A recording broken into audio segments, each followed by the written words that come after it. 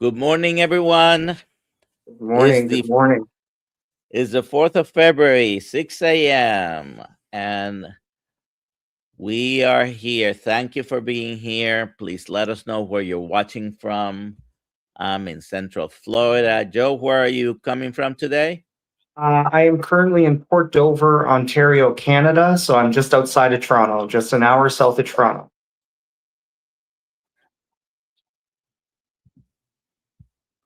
All right. I had an echo going on there. Some technical difficulties this morning. Dr. Kiltz will be in shortly. And Alia won't be here today. She's traveling. So we'll see her later this week in Tampa and Sarasota. Uh, like I said, thank you for being here. It's Welcome. 36 degrees where I'm at right now. Please put your questions in the chat. We'll be having a conversation here with Joe in a second. And any questions you have, put QQQ in front of it, and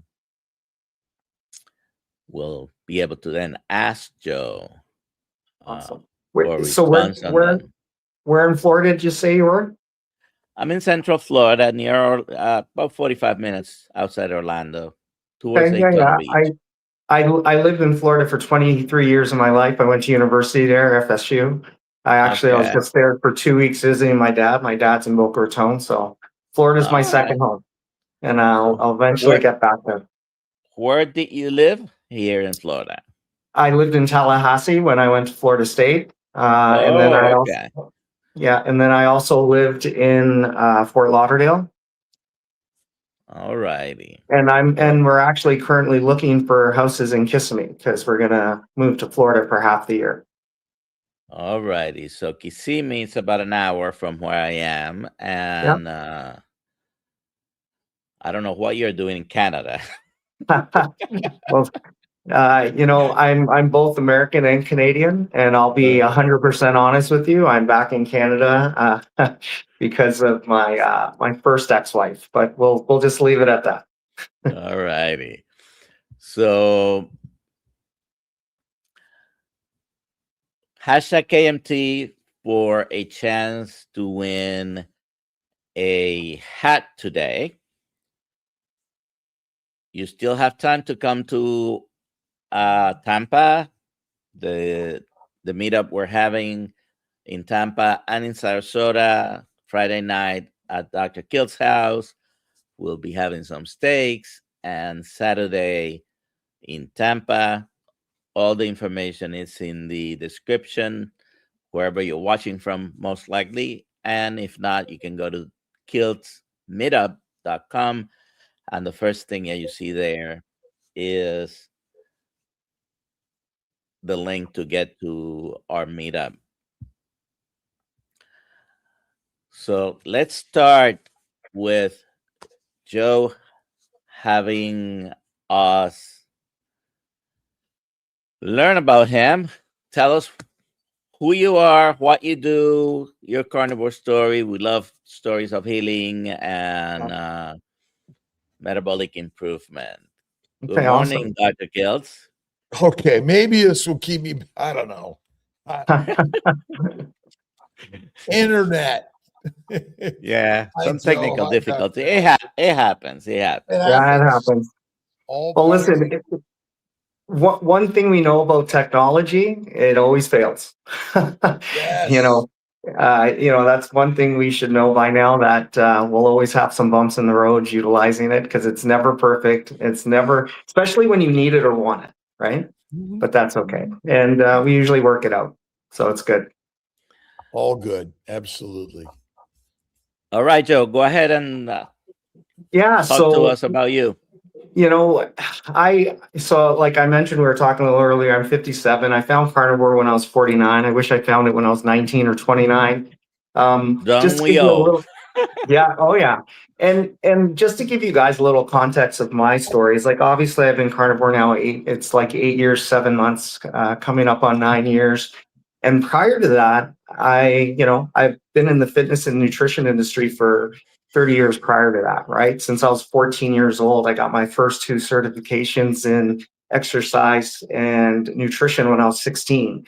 And I was a macro-based guy. Like, I was entrenched in it, right? For 30 plus years, I was doing macro-based coaching. So I still remember when my first 2 clients asked me about carnivore, I actually told them, and I remember like yesterday, no, we can't do that crap. You need your carbs, proteins, and fats. You got to balance it out, right? And kind of dismissed it. And because they were my clients and they trusted me, didn't even ask 2 things, let it go. Not even 2 weeks later, I'm pretty sure it was Dr. Baker has a podcast on carnivore. It goes kind of viral, and I have 39 people ask me. So that's kind of how I got started. You know, obviously, this is my business, how I make my living, pay my bills, support my family. When 40 people ask you, can I get a nutrition plan based on carnivore? I'm like, okay. And the ironic thing too is I knew about carnivore, but we didn't call it carnivore. We called it the no carb diet, right?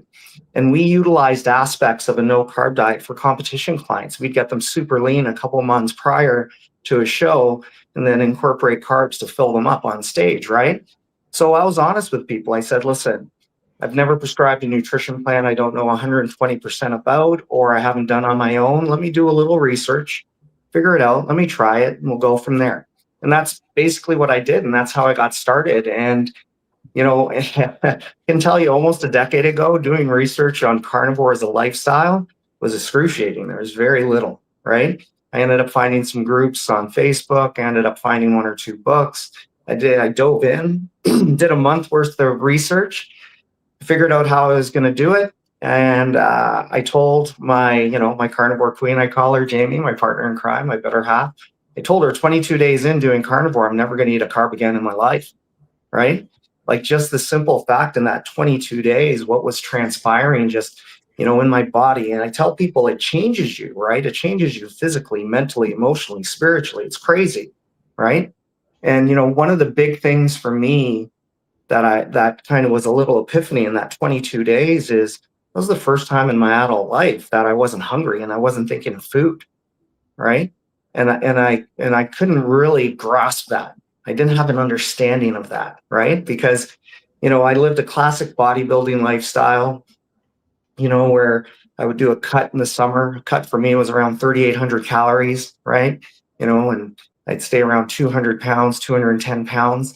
And then for 8 months of the year, I would do a bulk, which is really just a nice term for saying, let's eat whatever we want and an indulgence and let's get fat, and I would eat around 6,000 calories, and I'd gain massive amounts of weight. But whether I was in a cut, whether I was in a bulk, I was always hungry, always craved. My appetite was crazy. I had a hard time staying on my plan. And that was one of the biggest things that, I tell people, when you go through this journey, you'll have epiphanies all the time. And that was my first real epiphany is, I'm not hungry. This is crazy, because prior to me doing full-time online coaching now, I was in the fitness industry. I was running multiple clubs. We used to have these crazy days. We'd work 8 in the morning till 10 at night on a Wednesday. And I just remember I ate my first meal at 8, and it was around 8 p.m. and I wasn't hungry. I didn't eat. I wasn't moody because, my staff used to say they liked Carnivore Joe better than, Macro Joe, because Carnivore Joe was happy all the time. Macro Joe was always miserable and angry because if I wasn't eating basically every 2-3 hours, I'd get moody, I'd get angry, and it's just my body addicted to carbs and sugar and wanting it. So yeah, that's kind of how I started. And then I started posting about, kind of the journey and starting that and all the different things that were happening. And it just kind of transpired because, people always ask me, did you plan to do this, for 9 years? And I said, hell no, I'm Italian. If you would have told me when I was starting, I wasn't going to have pasta and pizza and cannolis and gelato, I would have told you you're nuts. Right. And, 30 days basically turned into 3 months, turned into a year, and we're like 9 years later. And the way I kind of transitioned, from, for 33 years, I was doing a macro-based nutrition and coaching practice. I was not even 3 months into doing this, and my clients started doing it. I started doing it. I transitioned everything I thought about nutrition, I just threw out the window, right? And I transitioned my practice from macros to carnivore.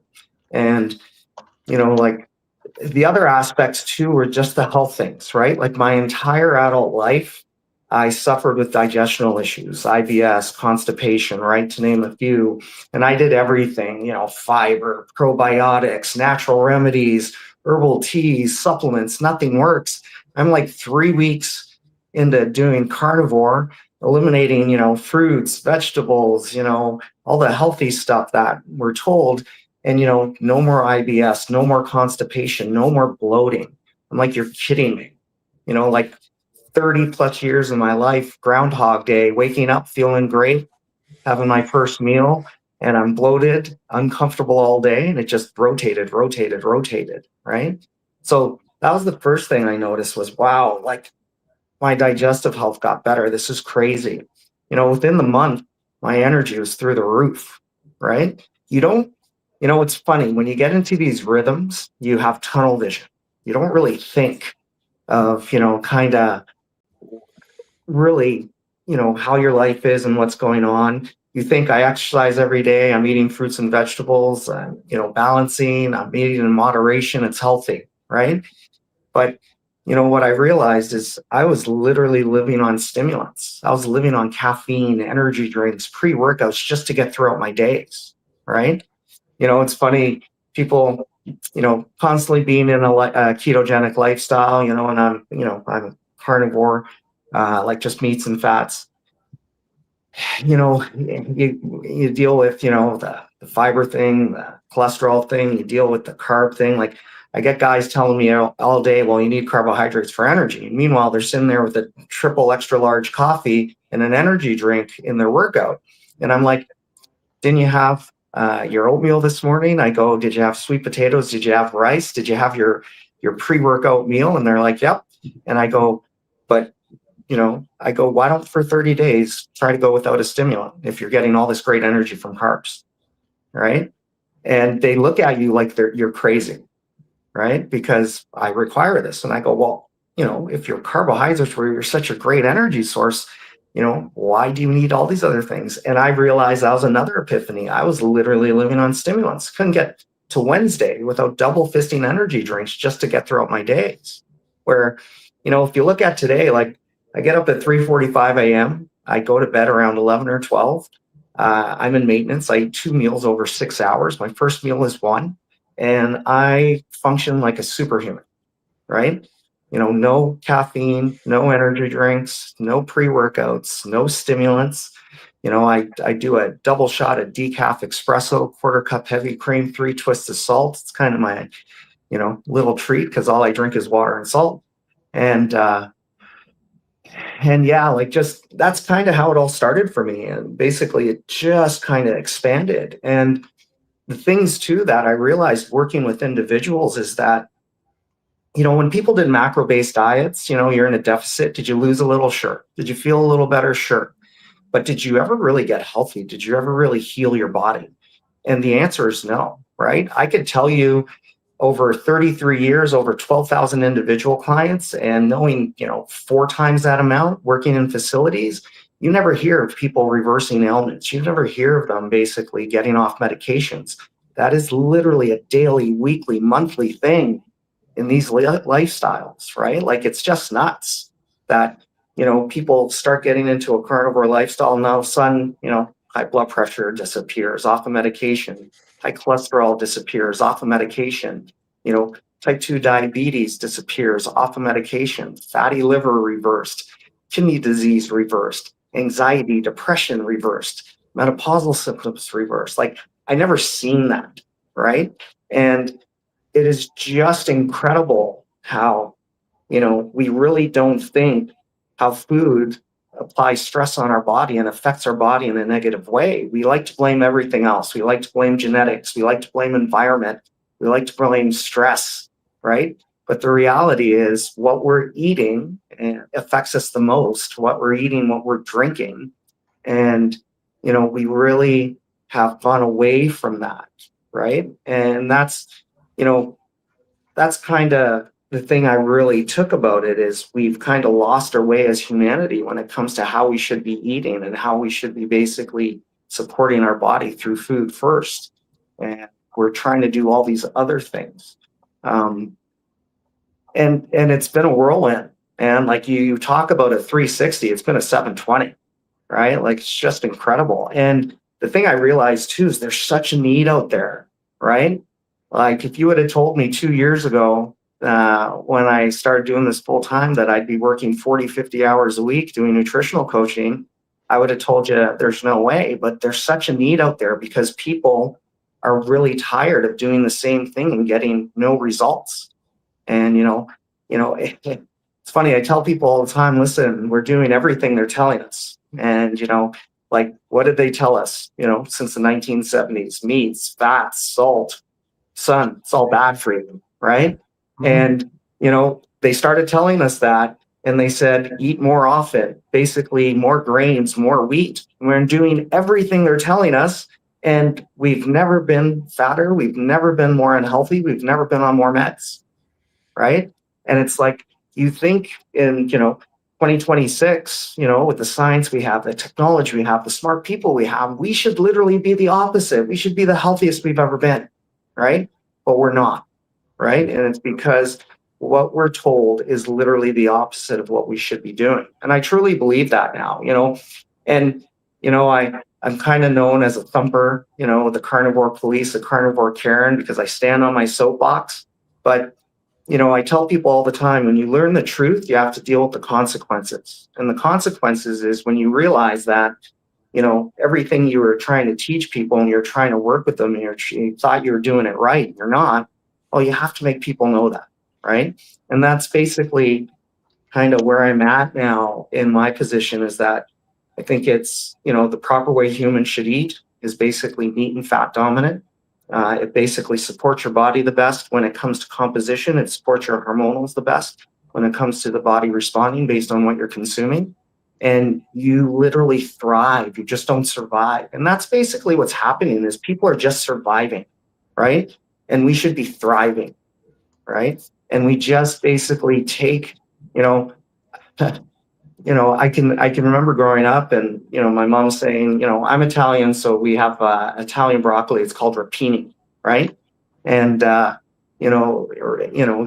classic, dish, rapini, some olive oil, some garlic, and, my mom would tell you, oh, listen, you're going to eat the rapini, you're going to get a little bloated, have some gas. That's just normal, right? We normalize things that aren't normal. That's not normal. That's your body basically saying, hey, dummy, you're hurting me. Stop, right? But we basically normalize all these things, right? This is healthy. This is normal. And it's not. And that's kind of where I'm at now, is just trying to educate, inspire, empower people to understand this is not normal. And this actually is normal. And this is how we should be feeling. We should be functioning. Like, it's crazy, And it's funny, I used to watch the videos of people talking about how they feel like $1 million, how they feel like superhumans, they have this abundance of energy. And you don't really realize what that is until you actually get to this lifestyle and you actually start experiencing it, right? And it's crazy that it is regular and it is common. Within the first, 4 to 8 to 12 weeks, what happens? People recognize my energy is fantastic. I'm sleeping so much better. And my gut, right? My digestive system is so much better. And, outside of blood work, what are 3 great markers of health we usually look for? Energy, sleep, and gut. Right. And it's amazing how that is like 99% of all individuals when they're transitioning from macro-based lifestyles to basically carnivore. It kind of naturally happens. Right. And that's when, even when people are winging it, when people have no clue and they just decide, I'm going to try it. I'm just going to, dump all my carbs, start drinking some more water, eating proteins and fats. Half of those people realize within weeks, wow, this is fantastic. Right. So yeah, that's kind of me in a nutshell. I was basically just encroached in like the classic macro-based lifestyle. And now, yeah, it's funny. I, being Italian, use my hands. I talk a lot. I talk people's ears off, right? Like, don't ask me how my day is going because you'll be there for 20 minutes. You'll If you hear don't it. base, you're right? And and that comes through. And I tell people, when you have passion for something, it always comes through, right? I've had people tell me I convinced them in a 10-minute conversation to try the lifestyle just based on, the things I was talking about it, right? A lot of my friends say you're like an infomercial. You're basically a ketogenic carnivore infomercial. And I say, well, that's how it's affect my life so much. And I just live it, right? So Yeah. why do you think this is? What do you think? I mean, the gym bros or the bodybuilding culture continues to talk about carb cycling and, loading with carbs, pre, post workout, whatever you do, eating 6 times a day. Why do you think it continues to be like that when you're not the only one, many have found that you can do as good or better. In particular, you kind of get sick over the long run doing those things, right? Yeah. Well, And so you want to be healthy, you want to be strong, but you have to keep healthy for the long run, right? First of all, it's dogmatic, right? That it's just conditioning. This is what we've been told, and this is what we believe. And it's going to take the same thing with people in our community, people in our lifestyle, to continue to basically push the way and the path and educate people. Because, I have tons of athletes that, we're taught. I was an athlete, played football, and, we taught basically carb loading. We know now carb loading doesn't work, right? It's very ineffective. Actually, fat loading works fantastic. I have athletes that fat load. And it's just, like it takes a while. And it's just because they're, I hate using the word brainwashed, but it is just conditioning. It's dogmatic that, if you tell someone something a million times, they believe it. And that's basically what's happening. We were told these things a million times, so we ended up believing it. And the thing is, we got to use practical applications. I tell everyone that doubts me, I'm like, do it for 30 days, do it properly. Trust me, you'll never go back. And that's usually what happens, right? And unfortunately, the perception of a bodybuilder lifestyle, people see the magazines, that's healthy. They don't realize that's not healthy, right? And coaches who are real coaches and competitors who are real competitors, they'll tell you it's the most unhealthy thing you can do is manipulate your body like that. And it's not for life, and it's not for optimal wellness. It's for a stage, it's for a show. But people have that perception that's healthy, so that's what they're kind of going after. But it's amazing and I call them my macro brothers and sisters, and they call them arguments. I call them discussions. They're amazed when they're like, what do you mean you don't have a pre-workout meal? What do you mean you don't have a post-pre-workout meal, right? And I'm like, well, you don't require them. I go, like some of the biggest fallacies out there are, by the food companies and by the supplement companies, like, do you need 30 grams of protein right after you work out or else you're not going to have gains? That's what they tell you. Well, that's fallacy. That's a falsehood. That's a lie. As long as you're getting enough protein within a 24-hour to 48-hour period of your body recovering, guess what? You're getting the exact same thing. Individuals on our lifestyle do exceptionally well, especially if you work out. You can always tell people who work out and do carnivore because they're usually very lean, they're very muscular. And the reason being they look even better now is because they're getting an efficient and effective amount of protein, where before it was always inefficient, right? If you take the average person who's only eating 30% of their intake from protein, that's nothing, right? When you go to our lifestyle, you're getting 90, 100% of your intake from protein. So you're already at not an inefficient amount, you're at an efficient amount, right? And, for people who work out that get into this lifestyle, it's incredible. They end up all working out fasted and basically. Joe. Yes, sir. Sorry. Go ahead.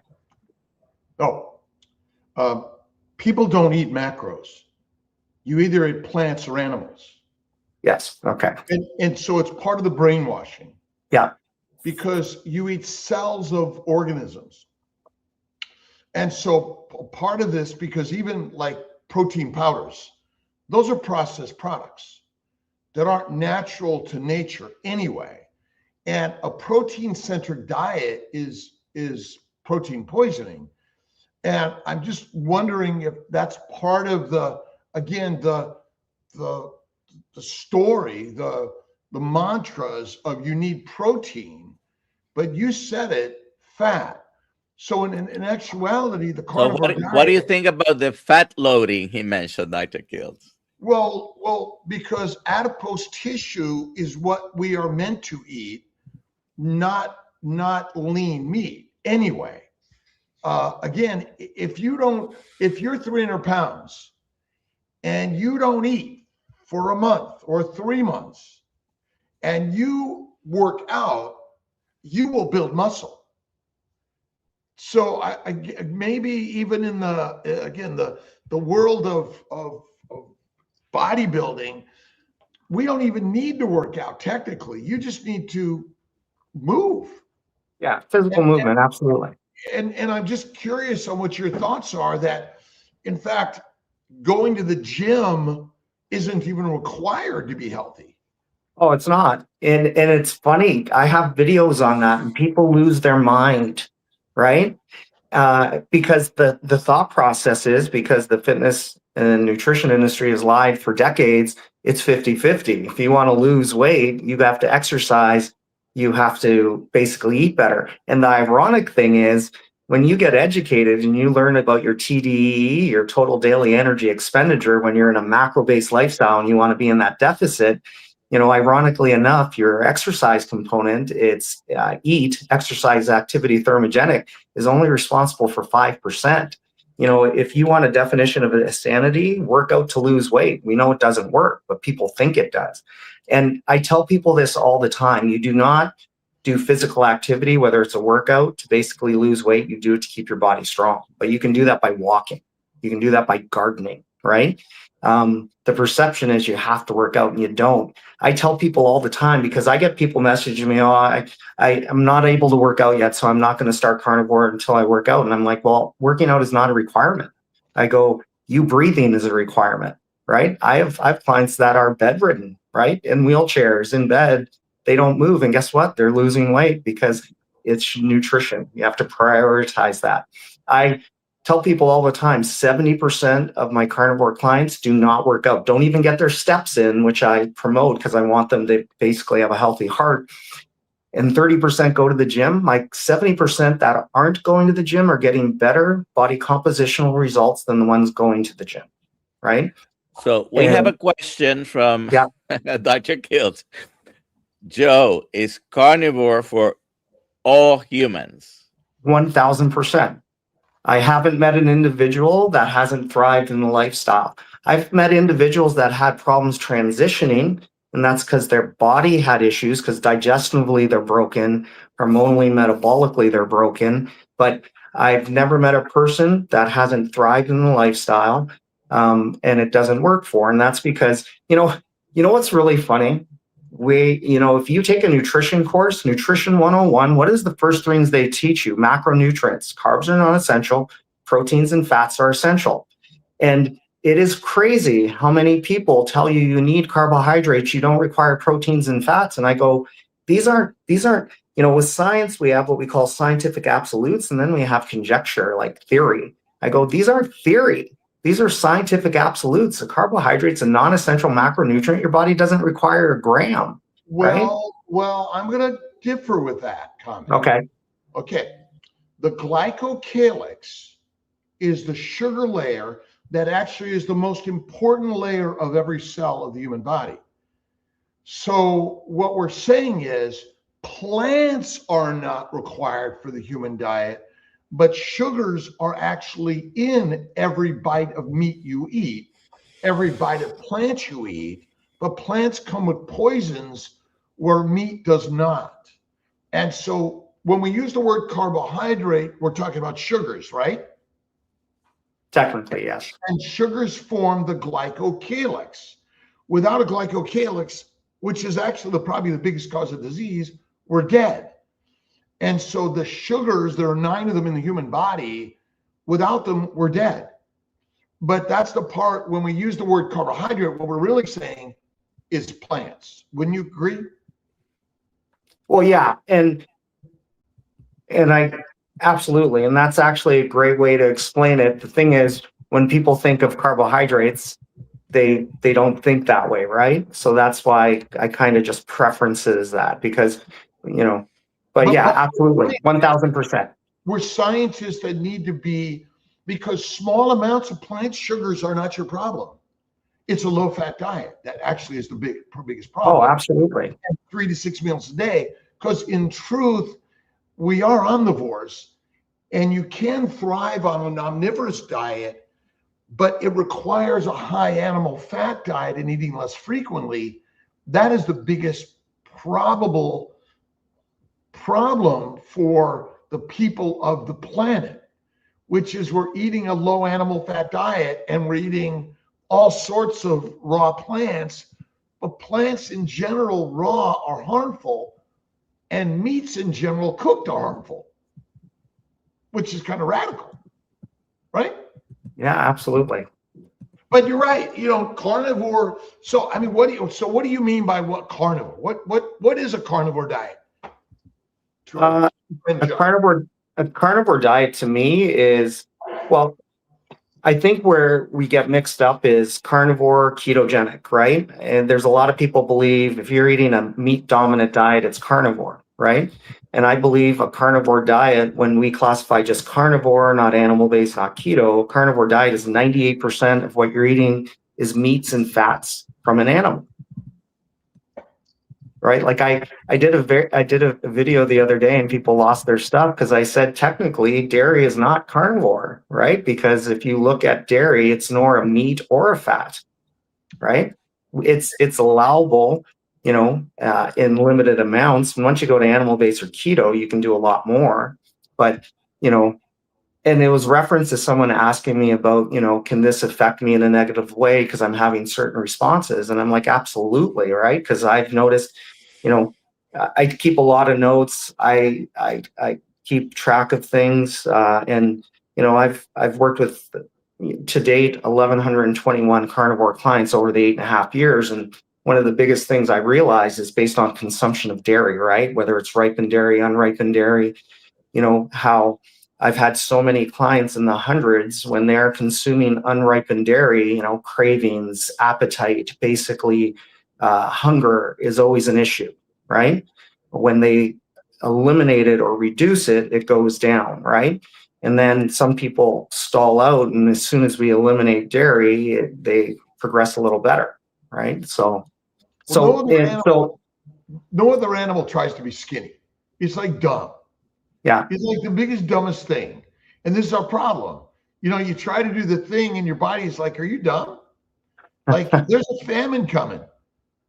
It's coming. Look at the world that we live in. Oh, and absolutely. Skinny is deadly. But you're right. Milk is for babies. I mean, isn't that one of our biggest problems?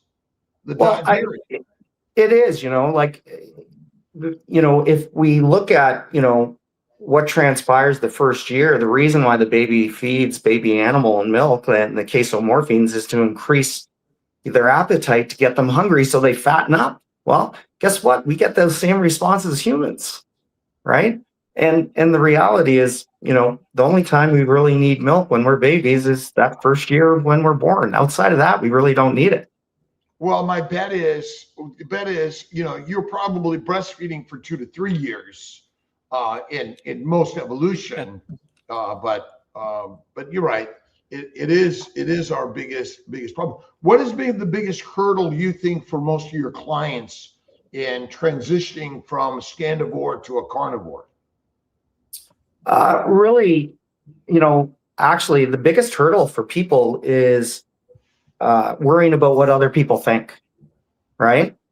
That's the number one hurdle. I tell people, like, people always ask me, what are your top 5 tips? And I go, well, my number one tip is when you want to do this, don't literally give 2 iotas what other people think of you doing it, right? because if you're worrying more about them and not about you, you're going to have issues going through it because you're going to be defensive, right? You know, I tell people, you know, when you do, you know, because I prefer people doing 90 days. I think 90 days is perfect because a lot of people do 30 and they don't see or feel, you know, what they need to. I tell them, I go, in 90 days, you're going to go through 3 transitions. I go, you're going to basically hide it, right? You're going to not talk about it because it's very dogmatic that it's bad for you. And you're going to have a lot of judgment because forget about armchair quarterbacks. You have armchair fitness experts everywhere. You're the receptionist, the dentist, your mechanic, you know, you're the clerk at the grocery store. They're all going to tell you what to eat and how to do it. And you shouldn't be doing it. I said, so you go through that first transition where you kind of hide it. And then what happens? You're 4-6 weeks in, you're feeling like $1 million, great things are happening, you know, and then you start talking about it and you get defensive.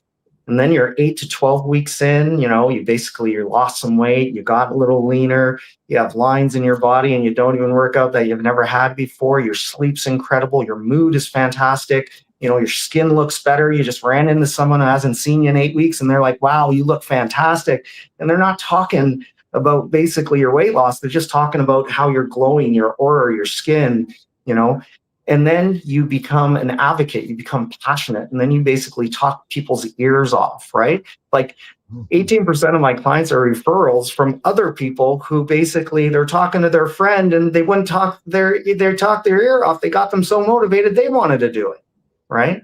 So yeah, that for me, that's the number one thing is basically just kind of freeing your mind. Don't worry about other people. Just do you for 90 days and see where it goes.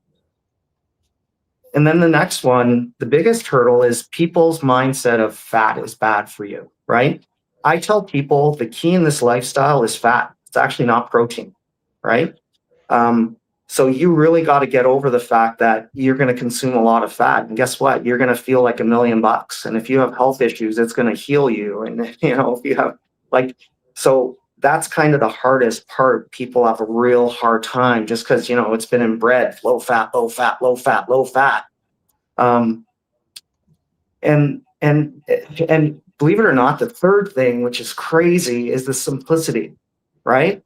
You know, people, when they think they go on a diet or they have to have something structured, it's going to be hard, it's going to be brutal, I'm not going to be happy. You know, when we kind of go through it and they go through it, they're like, okay, what else? And I'm like, no, that's kind of it. And they're like, what do you mean? Like, and they're like, you know, like, and it's a hard time getting over that. And I said, listen, the lifestyle is actually pretty simplistic when you think of, you know, it's basically, you know, hydration, and it's basically supporting your body through consumption. So, you know, I always break it down: water, salt, protein, fat. I go, it's just balancing out those. Well, right? What it's fatty meat. When we break down, because again, protein, when we use the word protein, you're talking about animal meat. Is that right? Right. So, and we talk about fat, you talk about the white stuff on the animal, basically. Because people hear the word fat and they think, oh, an avocado or cashew. Well, yeah, my reference 100% is always based on meats and fats, the animal, never so fruits and vegetables. Fatty animal meat. Yes. Which because no animal eats protein. They eat, and when we use the word carbs, I'm just trying to get to the simplistic science, which is you either eat animals or plants, and some people eat fungus, and which is highly deadly in the world, right? Well, and you know and this is great. So it's dogmatic to me. I should actually start looking at it that way, and I'm going to, because I'll say carbs, I'll say protein, I'll say fat, right? And that's because that's the way I've been taught to look at it, and that's the way everyone looks at it. So yeah, we should look at it at different ways. But absolutely, you know. Well, right. Because I hear. Okay, go ahead. Sorry, Joe. Yeah, and you're right. It's fatty meat, right? And it's like I get crapped on because I'll see someone in Carnivore doing chicken breasts, and I'm like, we don't do chicken breasts. It's not a fatty meat, right? And if you do it, you got to add your fats, right? And people are all over me, right? But is butter really a healthy fat? In all honesty, my opinion, no. Is the raw fat of the animal the healthy fat? Absolutely. And so once we render it, I mean, butter is essentially somewhat, most of it's pasteurized, so it's rendered in some way. Might it be actually not as healthy for us because no other animal eats butter or milk throughout their lifetime, even cheeses, right? Maybe you could answer your thoughts on cheese. Well, let's talk about butter for a quick sec. I literally did a video why carnivores are ditching butter yesterday. And the reality is there's too many influencers and there's too many, social media carnivores that, they get the fat thing, but they're like, eat your butter, eat your butter, eat your butter, eat your butter. And, I actually limit my clients in eating butter. I'm like, I don't want you having more than a stick a day. If you want to get your fats, it's through the meats, or I want you to eat basically lard. I want you to eat tallow. I want you to eat bacon fat. I want you to eat duck fat, right? From the actual animal, right? And the reason why so many people are ditching butter is because people are now getting negative responses to butter, right? Because they're over consuming it, and it's really not the preferred fat we should be getting. It's just an easy fat and it's tasty for some people, right? But, it's like transitions. I tell people raw butter. If you're going to eat butter, make it raw, unpasteurized. Although, okay, you got to define the source, XYZ, I'm not saying what to do. But because it's the raw butter, the raw milk, the raw cream, the raw, because pasteurized damages it and homogenization damages it. Well, and that's absolutely. And that's my whole theory when I talk about, if you are going to utilize dairy in a carnivore lifestyle, it has to be ripened because it's the closest thing to natural, and raw is always better. You still have to limit it, right?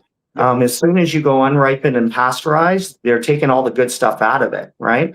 And that's why, cottage cheese, cream cheese, like those things aren't carnivore to me, right? Those things are more keto.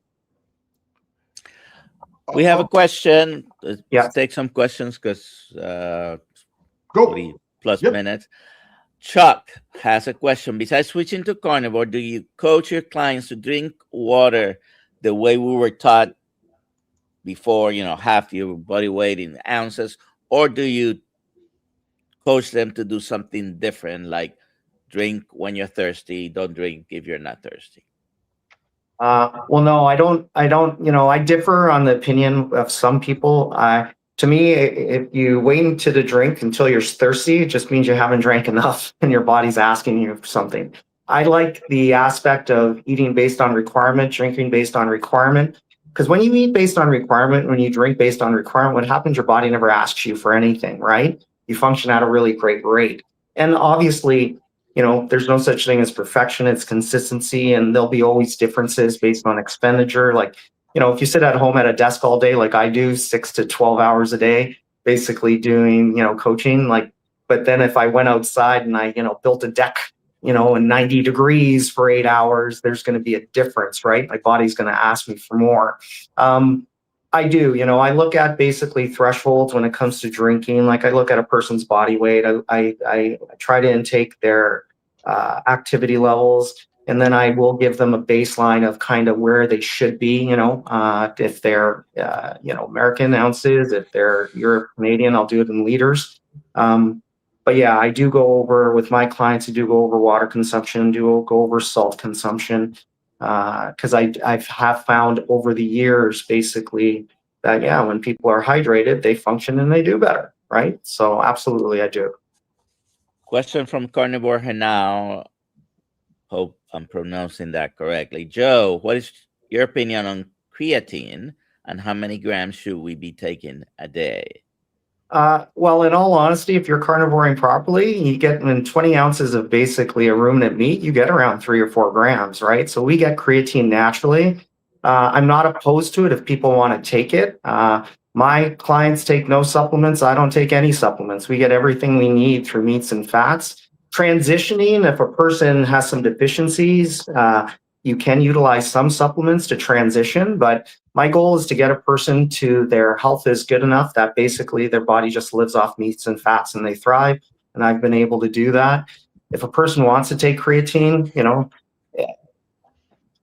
the classic 10 grams a day, but once again, I'm not big on supplements anymore. And, ironically enough, in my prior life as a macro-based coach, I have 36 certs, nutrition, exercise, supplementations, blood work.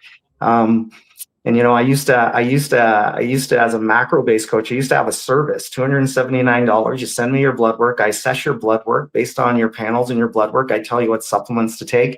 It's funny how I don't have to do that with carnivore, right? People carnivoring properly and you're consistent, your body balances out, right? And you basically, you don't require anything. It's usually, he's probably a workout guy and, he wants to take his supplements because they're all, I was like that. I used to, 40 supplements a day, and that's, we talk about epiphanies, I love the fact that I'm never going to eat a bowl of rice, broccoli, and chicken breast ever again in my life. I love the fact that I'm not supplementing through the roof every day. I love the fact I'm not doing protein shakes every day, right?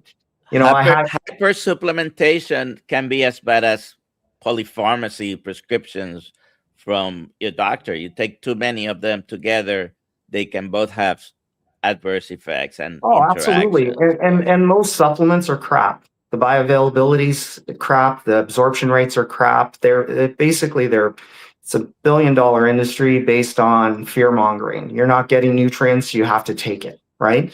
When I was a macro-based coach, I said, unless you have a deficiency, we're not taking it, right? Why are you going to take something if you don't have a deficiency, right? If your body is very efficient in something and you overtake it, is there a benefit to that? No. And why spend the money? Dave on the record asks, how many meals do you eat a day? I've been strict carnivore 6 months, work out, etc., and gained 15 pounds. Am I eating too much at 3 meals a day most days, even though carnivore? Looked leaner before. Well, if you look leaner before and you're bigger now, we would obviously say you're eating too much, obviously, if you're gaining weight, right? That's a pretty open-ended question, and I would always say I need a lot more info. Like, people always ask me, hey, coach, how many times you eat? And I'm like, well, I know why you're asking me that, because you want to do the same thing I'm doing, but I eat based for me, right? Like, I'm in maintenance. When I started my carnivore journey, and I've been very transparent with it, I was going through a bad separation, bad divorce. I was eating my sadness, anger, and all my feelings through ice cream, pizza, and pasta. And I literally, in 3.5 months, went from 208 pounds to 244 pounds, right? And then I did carnivore and I basically lost 64 pounds of fat. I gained 12 pounds of muscle. I leaned out. And I basically, for my first 3 years of carnivore, I was eating 3 meals over 9 hours, right? And it felt good, felt great. There was a couple times I tried to go down to 2, but I noticed my energy wasn't as good, my mood wasn't as good, my sleep wasn't good, my digestional health wasn't good. So I went back to 3, and I noticed I was functioning at that rate. I eventually went down to 2, and then I figured out the reason why I wasn't doing as well with the 2 is because I still wasn't eating enough my body required within that 2. So I just kind of modified it. And so I'm at 2 over 6 hours right now. So I basically eat in a 6-hour window, and then I'm basically in a fasted state for 18. So that's what I do. The majority of my clients, we start at 3 over an 8 to 10 hour window, and I like them being in a fasted window, at least 14 to 16 hours. I like them to, get into, the body thrives with consistency. It really doesn't like inconsistency, right? And I do believe there's stages, right?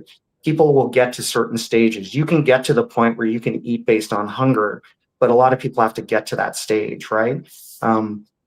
It's one of the things, like I have, because there's nothing that's kind of finite, right? Like, with macro-based, I'll be honest, I tell people all the time, I made a lot more money in macro-based coaching because it was just plug and play, because it was based on calories, right? Calories literally mean nothing, right?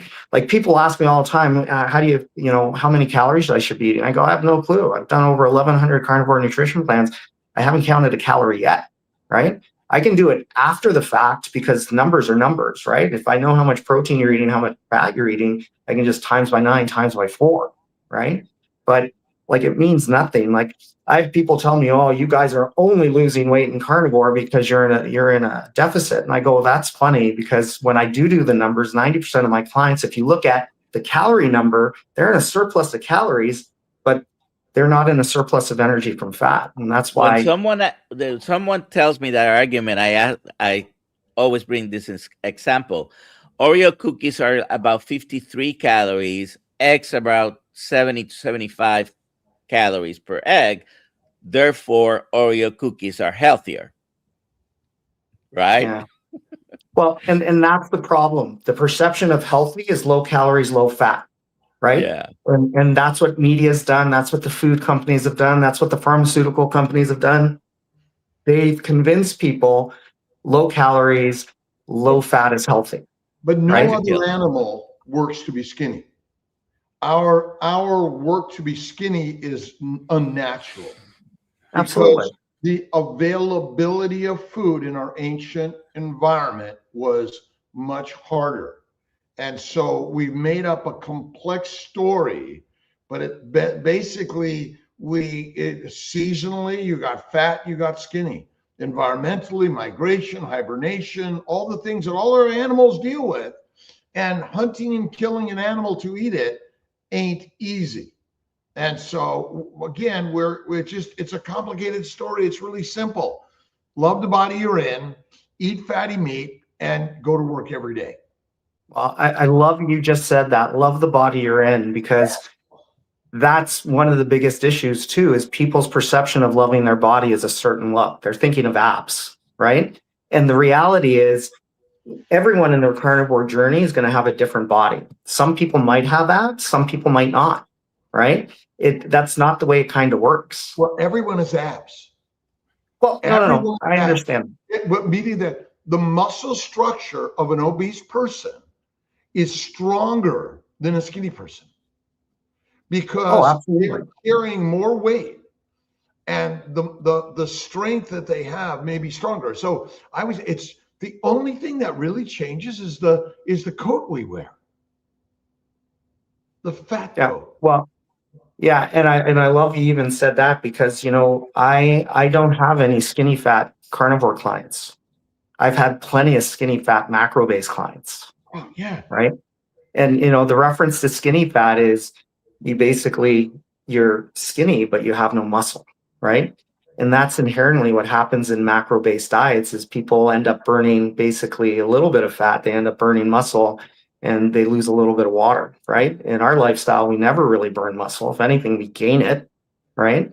And, and I love the water thing, right? Oh, you guys are just losing water. And I'm like, well, no shit, Sherlock, but guess what? Every nutrition plan you do where you reduce carbohydrates, you're going to drop water. We just drop the most amount of water in the shortest period of time because we limit the most amount of carbohydrates, right? So that's not a big deal, right? But your weight doesn't matter.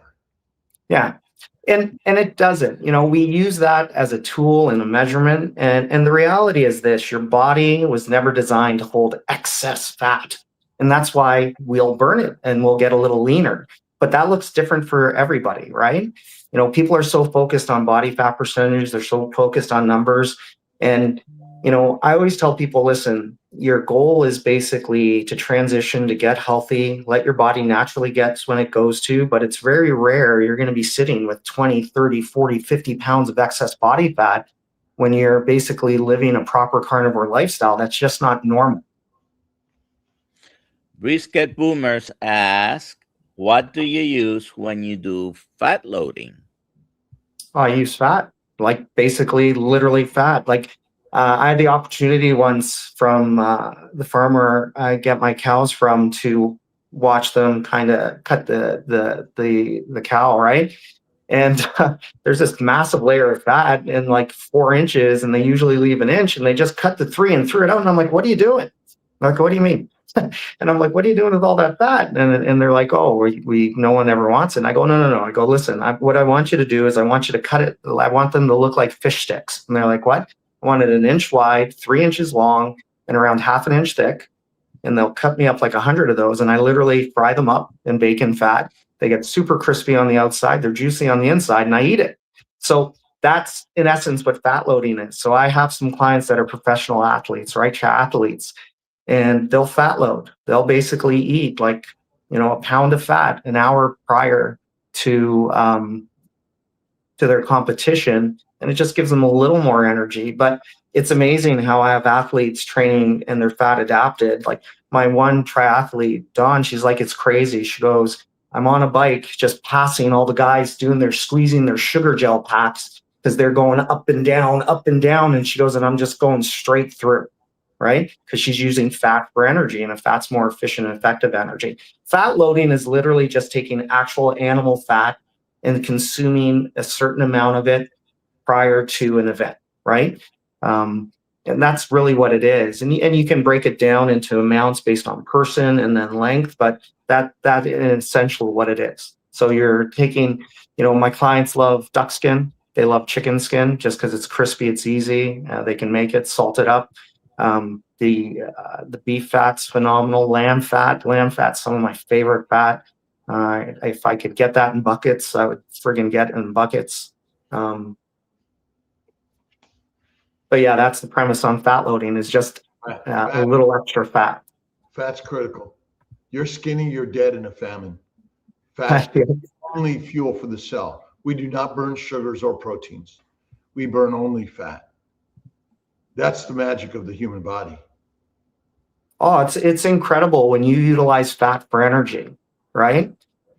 It's crazy. And I tell people, like, I'm a workout guy, and it's because it's part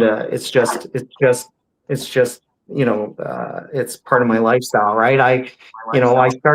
I started working out when I was 14 years old because I was 308 pounds, and I didn't want to go into high school not having a girlfriend, right? And I've always done that, but I can tell you, living in this lifestyle, being fat adapted, my workouts have never been better. My energy's never been better. My stamina's never been better. Don't have any issues. Right. And, it was never like that trying to utilize carbohydrates. Right. Same thing, pre-workouts, caffeine, right? If I didn't have them, I couldn't get through or have a great workout. So, and yeah. Plenty of fat people have boyfriends and girlfriends, by the way. Yeah, and I get it. It's just your mindset. But as an adolescent, but that's our part. I'm in medicine, and I never tell people to lose weight ever. Yeah. Ever. Because their obesity is not their pathology. The deadly diet they eat is. Yeah. And that's what we're working towards. So. Yeah. Well, even like I tell, I've been doing this for a long time, and I was that. And like, when you have people that are excessively overweight, 100, 200, 300 pounds, it's not the food. The food is just the causality. It's, they're usually dealing with something, and they're using food as their dependency. And I was that guy too, right? I've been very transparent with my story, and being, having food dependencies, eating disorders. And, a lot of people do not utilize, drugs and alcohol as their dependency. They utilize food, and that's another thing is, we lost our way with nutrition. And, like, I love people say sugar's not the problem, ingredients aren't the problem, food's not the problem, you're the problem. And I'm like, no, like, Joe. Yeah. Let me do this. Wellness with Love. Email alia@drkiltz.com and tell us your TikTok on how to find you, because we're going to end about sweet. We got 20 seconds. 10 seconds. Okay, no problem. What's your TikTok? Oh, my TikTok's Coach Carnivore Joe. All right. All right. Everybody have a good day. Thank you, guys. Appreciate it. See you tomorrow. Love you, Joe. Bye. Hold on, Joe. Bye-bye. Hold on, Joe.